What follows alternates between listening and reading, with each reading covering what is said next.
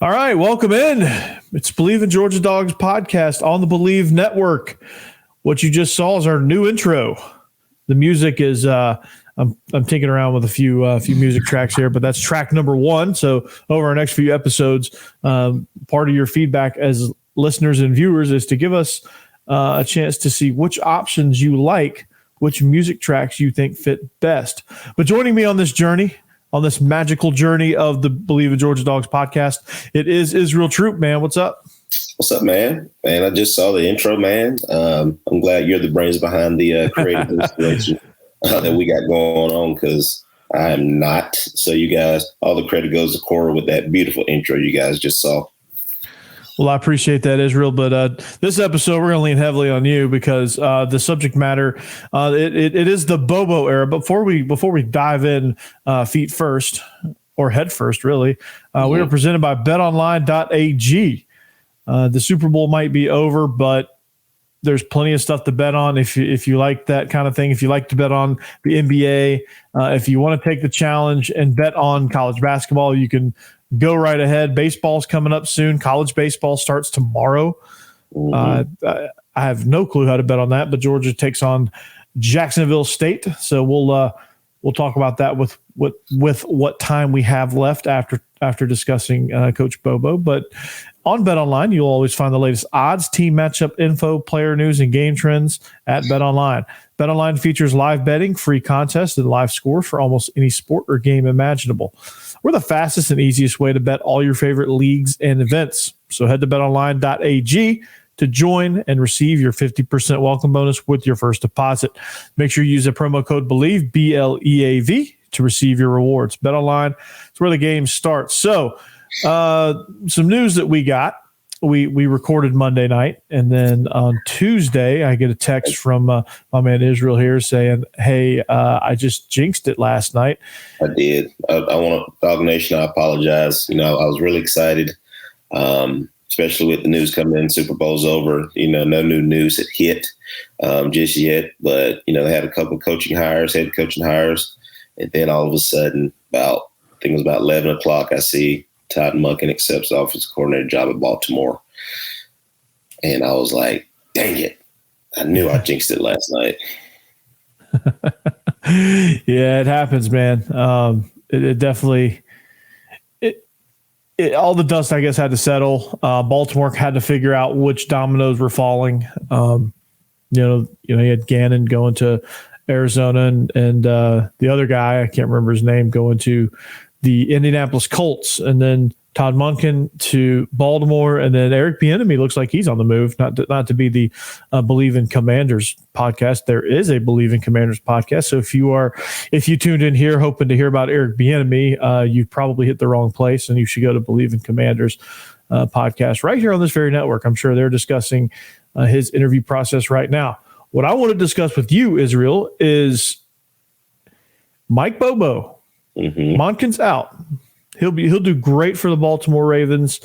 That's not to be understated. Lamar should be excited and want to re-sign with Baltimore. So he'll do some great things there.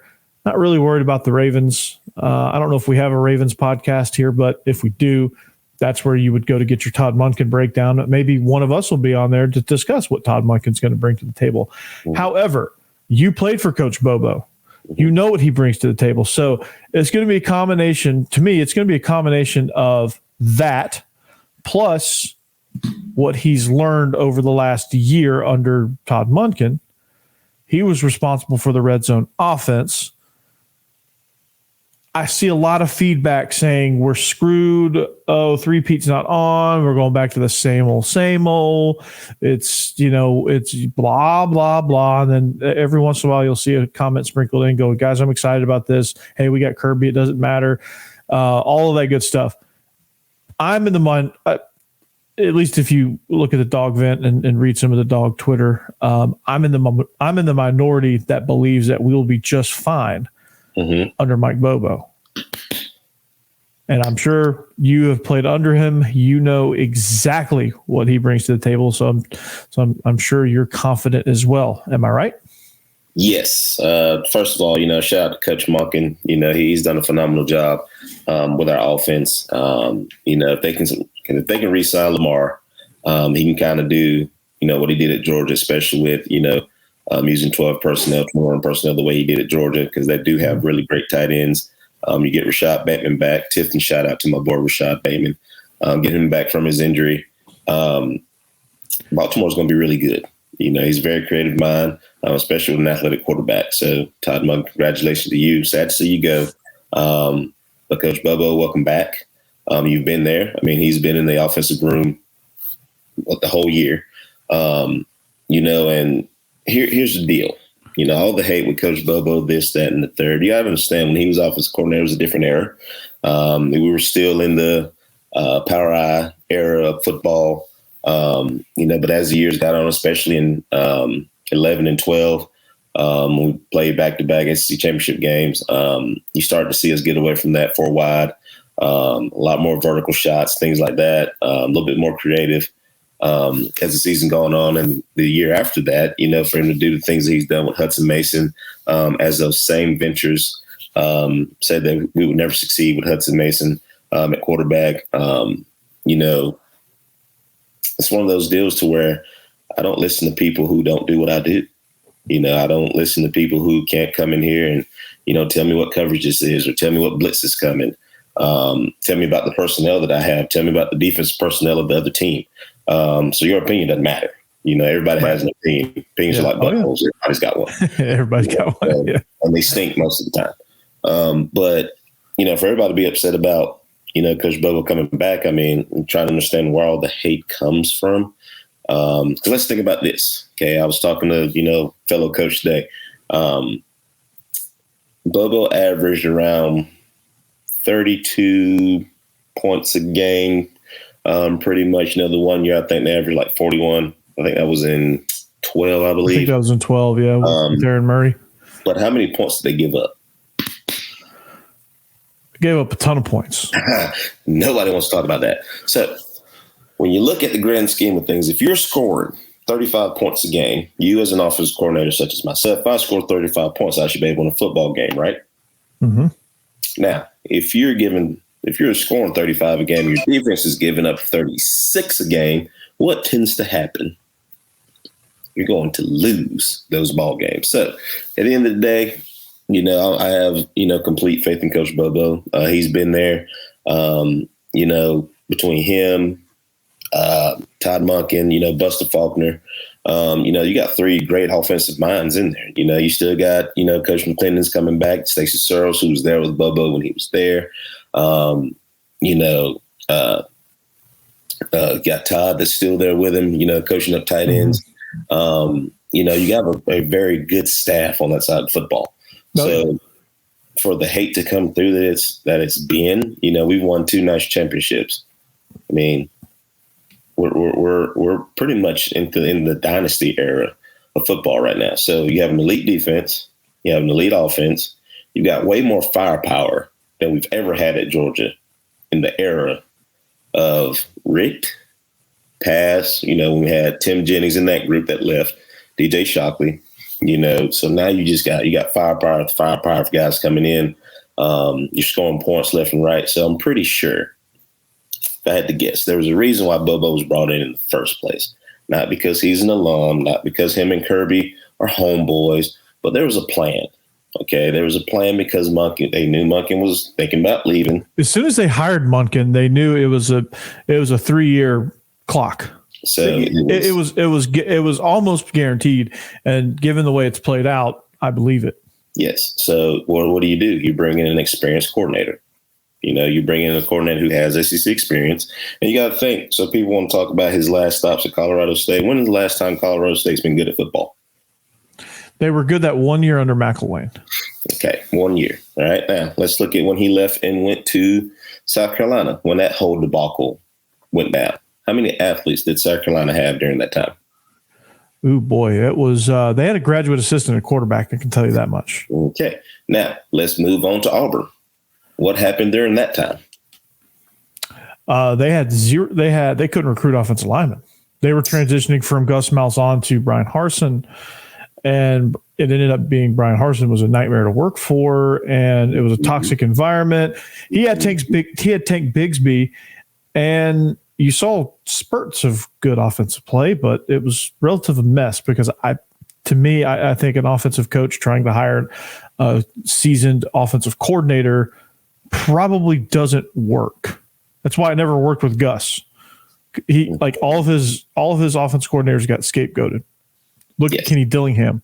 Look at Rhett Lashley. Rhett Lashley's now a head coach. Kenny Dillingham is now a head coach.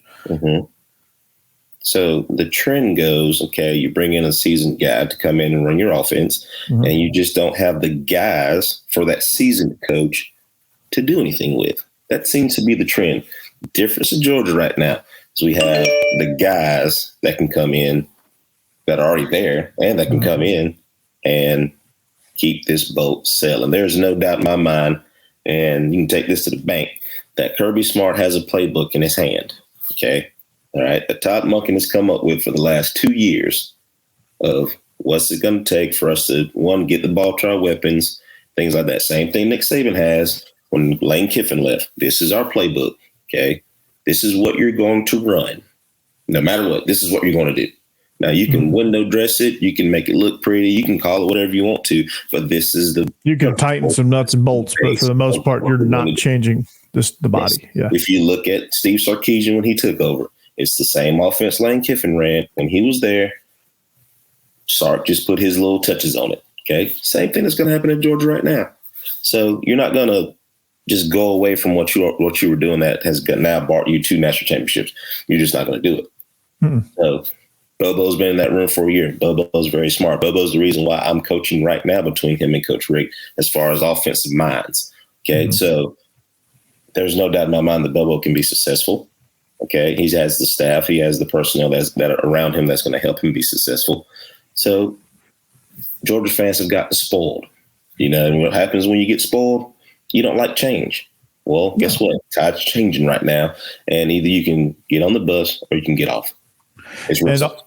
It's very simple. And also a lot of fans don't understand that when you win and when you're successful, coaches leave.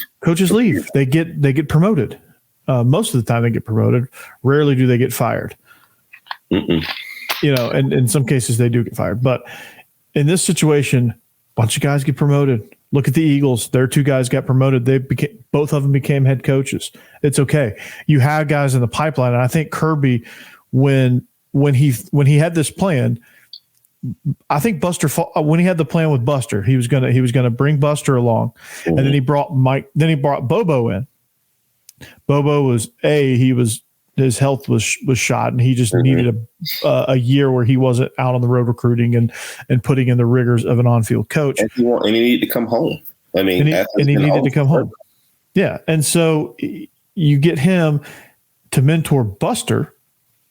And you were thinking, okay, if Monken ever leaves, we're just going to elevate these guys and kind of have them work in tandem.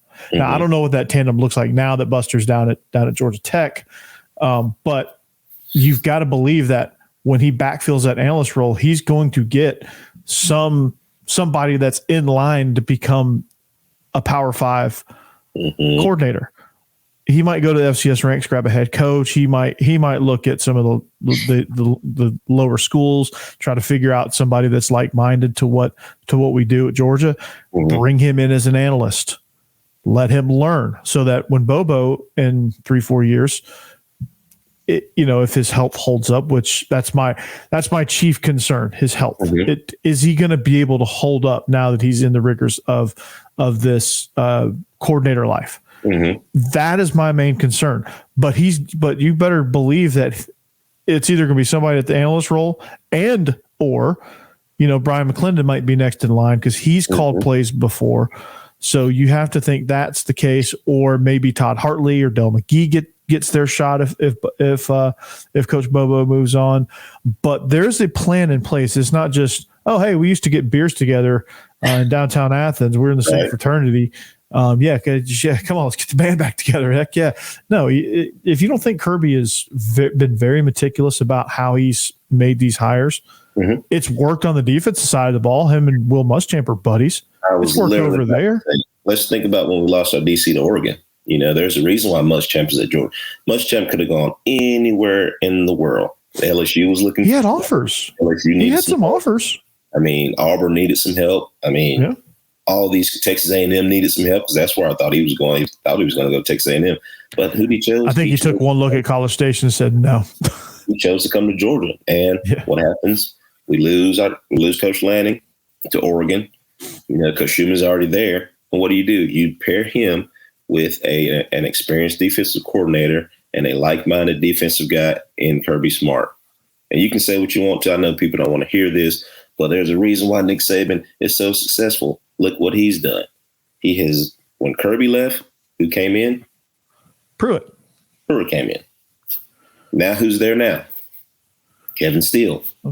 There's a reason. There's a rhyme and a reason for these things to happen. There's a rhyme and a reason why these people are taking these analyst jobs. Why? Because they sit, they learn, they do what they're supposed to do, and you reap the benefits afterwards. Exactly. And that's why people go to the Saban School of Coaching, and that's why Kirby Smart Institute of College Football Coaching is gaining steam, because you get to take because college football is a grind, man. It'll burn you out very, very quick. And guys need refreshers. That's why guys move around a lot. They're mercenaries. It's why they don't last. That's why a lot of people try to jump to the NFL, because one of the best jobs in football is to be a position coach in the NFL, because A, you get paid well, and B, the quality of life is a lot better because you don't have to recruit anybody. You have people in the office that do that for you. You don't have to go and see anybody really. You're really just watching tape, and you practice on Tuesday. You're off Monday. You practice on Tuesday. Guys pretty much monitor themselves. There's no academic stuff you have to look over. There's a lot of things in the NFL that is great, and I'm not mad at Monken for leaving, because, he wasn't a social butterfly. I couldn't imagine Coach Monken coming down to Ware County to talk to, one of our players. He's a football coach. He's an NFL guy. He's an NFL guy. He prepared his image, did a great job doing it, got us 2 national championships, and here we are. We got Coach Bobo. Coach Bobo, a lot of again, I hate that a lot of people are like, yeah, Coach Bobo, it's the same old, we're going to run sprint draw, third and long, and they love to throw the sprint draw at him, and they love to hold that one series against South Carolina on the road against him.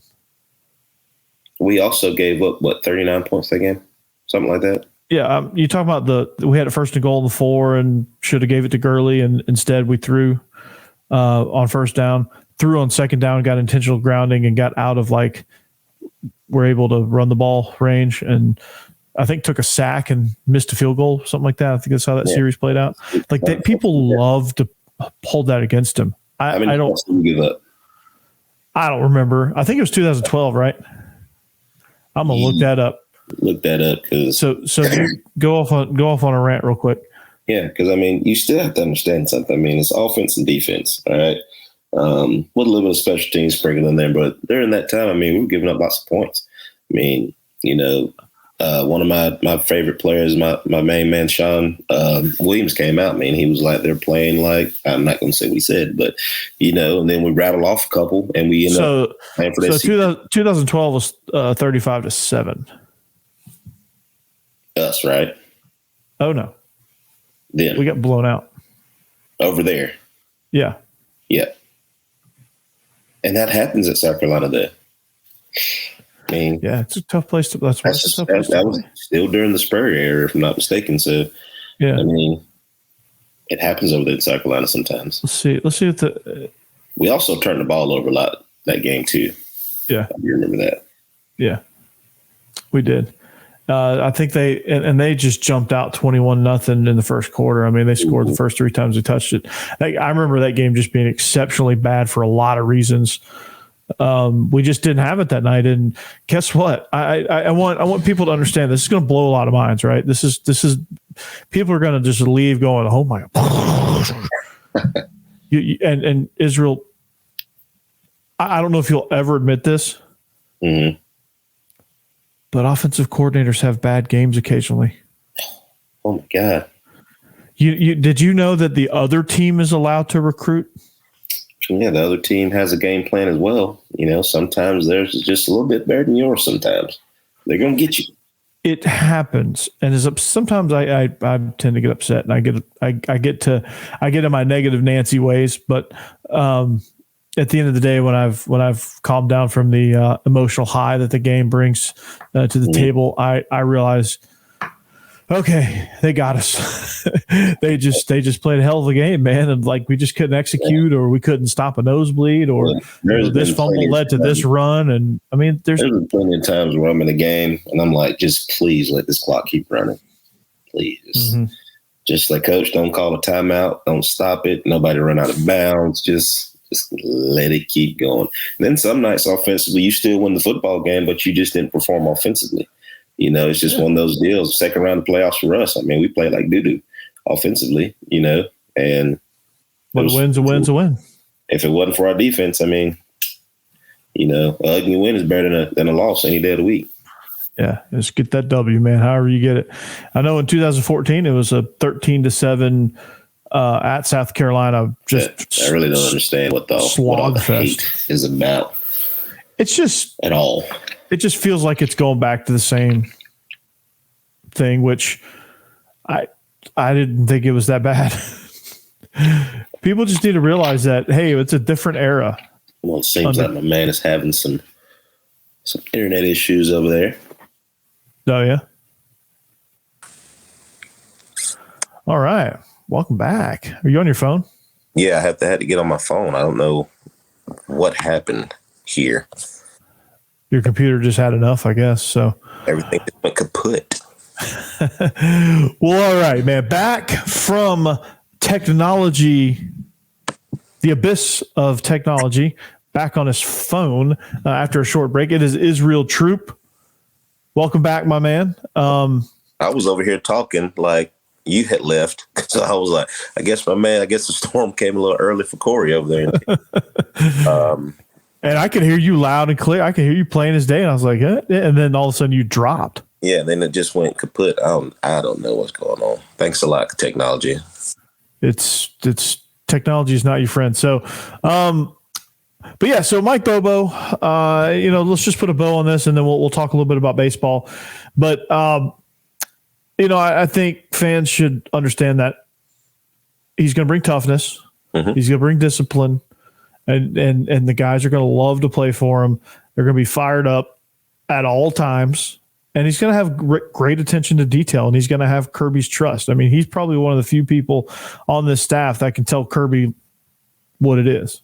Yeah, absolutely. And you see it. You saw it in the championship game, and in games all season. He's been a head coach.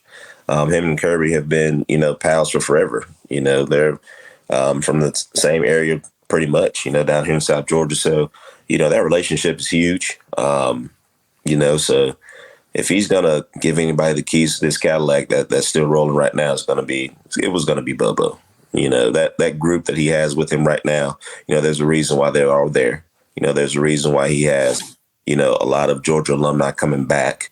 It's because he trusts them, So in order to keep this thing going, you got to have somebody that you trust, and Bobo I trust. There's no way that this thing, regresses, especially with the amount of talent that we have, the amount of talent that we got coming in. So all you got to do is, keep it rolling. I mean, it's real simple. Just keep it rolling. Do what we've been doing. Bowers is coming back. We got some weapons out wide. Now we just got to figure out who the quarterback's going to be, really. The line is always like playing musical chairs and finding the right set. But, between him and Searles, I'm pretty sure, that'll get taken care of. Yeah, and now that the offensive coordinator thing is settled. Yes, and all the offensive players who play for Bobo are really excited. So, especially Stockton. It was bad, as claimed that it is, then none of us would be excited to have him as offensive coordinator. No, and the opposite is very much true. Everyone's totally excited, especially Gunnar Stockton. This has got to be stock up for him. We'll get into the quarterback race on a different episode because we can really now that we know kind of what we can say. Okay, well, Bobo's spin on the offense is going to benefit which quarterback. That's a later episode. But let's get it. It's opening days tomorrow. Aren't you excited about that? And I'm not talking about middle school baseball here. I'm talking about the Georgia Bulldogs. And I am. I'm excited to see what we got this season. We know how last season ended. We started out hot, and then injury bug hit us. So I'm interested to see, the longevity of our team. Can we sustain, for a whole season and make a run at this thing? I'm not saying win a championship, although that's the end goal for anybody. I want to see us compete. I want to see us compete against the Tennessees, the Vandies, the Arkansas, the Texas A&Ms of the world, Ole Miss, that's what LSU's the team everybody's looking up to this year. South Carolina, they're loaded. Compete against, the top-notch teams of the SEC, especially with Texas and Oklahoma coming in next year. Got to compete.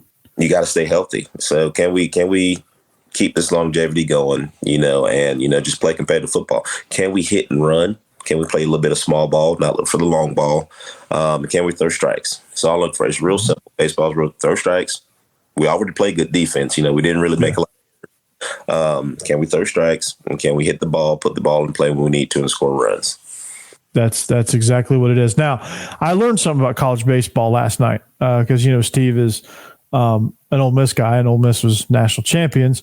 We were talking a little bit about baseball and talking about who the ace was going to be, and I told him that the ace has to be left-hander Jaden Woods, and I said he's going to start in the most important spot in the rotation. And I learned that the most important spot in the rotation is actually the Friday starter, which is kind of counterintuitive. I never knew how college baseball rotations worked because, in major leagues, you just, you're the number one guy and you pitch every fifth day, and you're probably going to get, and if it ever skips, it always goes back to number one if you got some injuries. So number one guy always gets a few more starts than everybody else.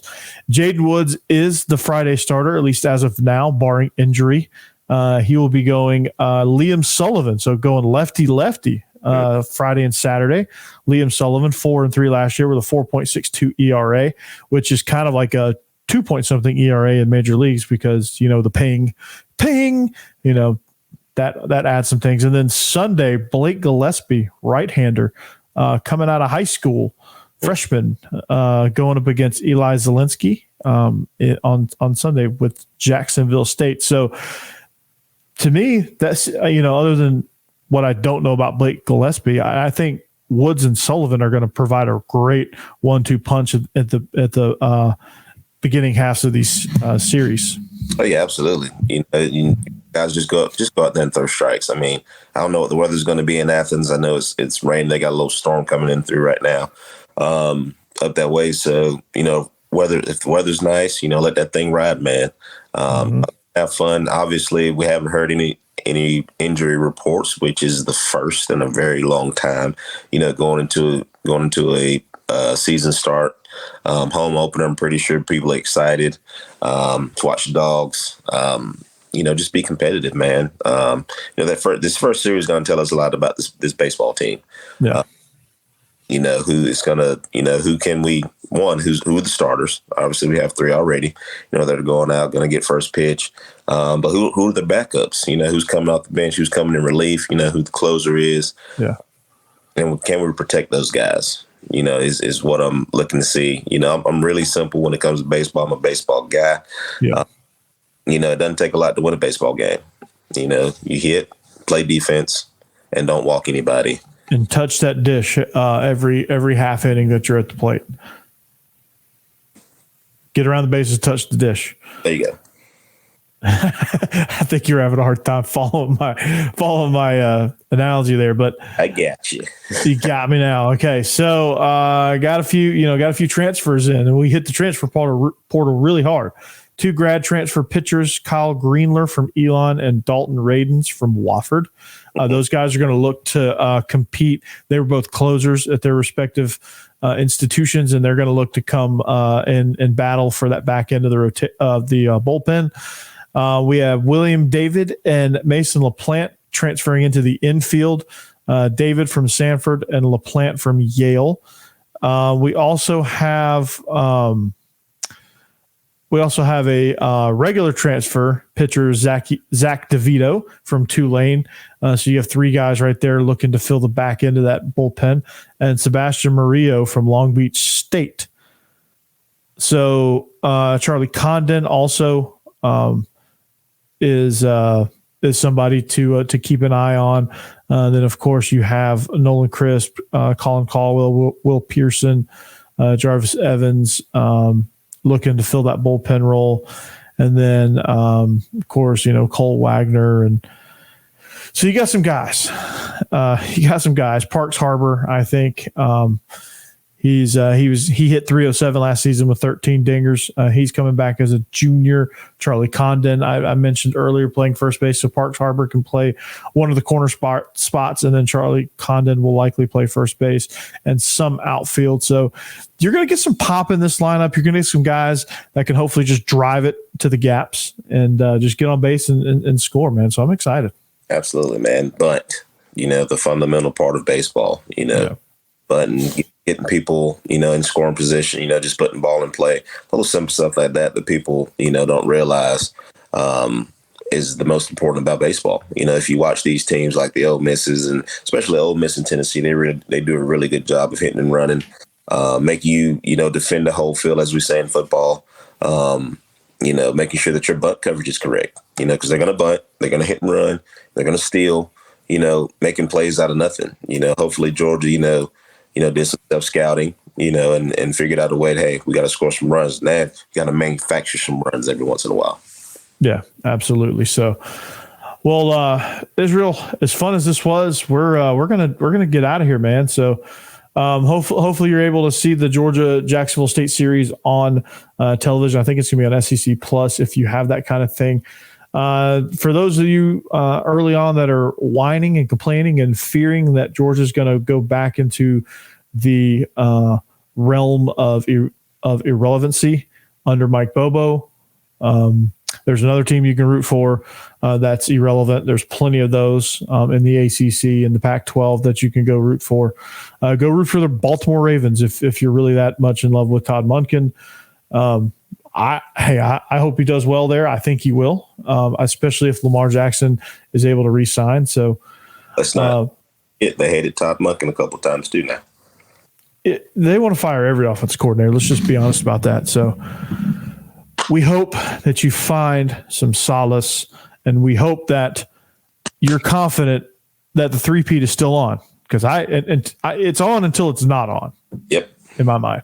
Now, there's going to be some tough games down the stretch. We're trying to break a new quarterback, which we'll talk about in later episodes. So, with that being said, we're going to jump out of here, and we're going to save that stuff for later episodes. So, we thank you for watching. We are the Bleav in Georgia Dogs podcast on the Bleav Network, presented by Betonline.ag. We hope you have a great weekend, and we'll see you back here next week for another edition of the Bleav in Georgia Dogs podcast, presented by Betonline.ag. Peace.